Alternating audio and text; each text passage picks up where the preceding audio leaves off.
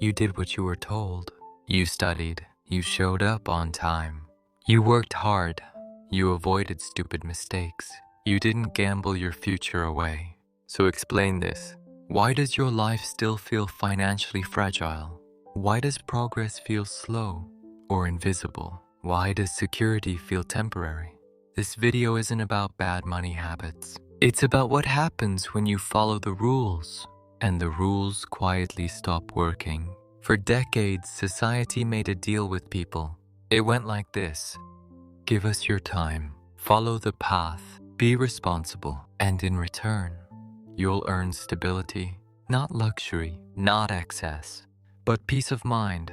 That deal shaped how people made decisions, what careers they chose, where they lived, how much risk they avoided, when they felt safe enough. And for a long time, it worked well enough. But deals can change, and this one did. Here's the problem.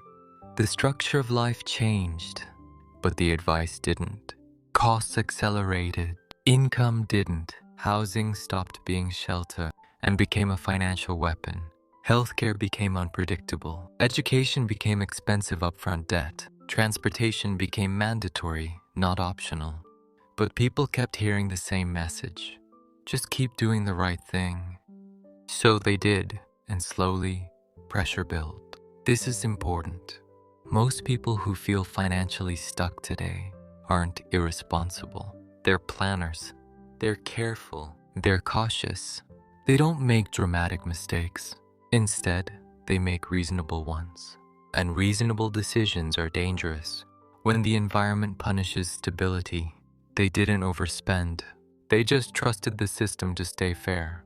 There's a hidden downside to being responsible. When you're responsible, you avoid uncertainty, delay bold moves, prioritize predictability. That protects you short term. But long term, it limits upside. Your income grows slowly. Your commitments grow permanently. Your flexibility shrinks. And suddenly, your life becomes optimized for maintenance, not progress. You're not moving backward, but you're not moving forward either. Let's break down the most dangerous trap. A normal life built on fixed costs, rent or mortgage, car payments, insurance, subscriptions, utilities, lifestyle expectations. Each cost feels manageable, but together they form a cage. Once your expenses are locked in, your choices disappear. You can't say no to work. You can't take pauses. You can't take risks. Your time no longer belongs to you, and nobody calls this failure. They call it adulthood. You were told saving money was the answer, so you saved. But instead of freedom, you got anxiety, because saving now feels like defense. It doesn't move your life forward. It just protects you from falling behind. And psychologically, that's brutal. You're doing the right thing and feeling nothing in return. That disconnect breaks motivation. Here's another silent killer. Everyone else looks fine. Online, people are traveling, buying homes, living normally. So you assume, I must be the problem. But most people aren't thriving.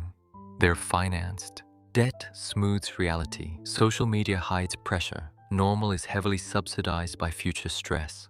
You're comparing your inside to everyone else's highlight reel, and it messes with your judgment. This is where it gets heavy. When effort doesn't lead to relief, people internalize the failure. They stop celebrating progress. They feel behind even when improving.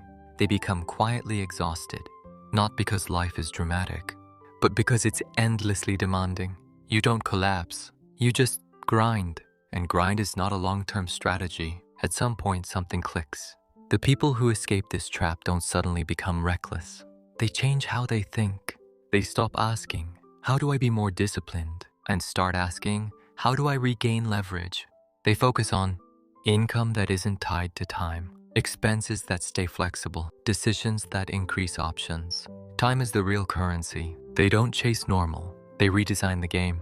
If you've done everything right and still feel stuck, that doesn't mean you failed. It means the system rewards something different now. Once you understand that, you stop blaming yourself and start thinking strategically. Not louder, not harder, just smarter.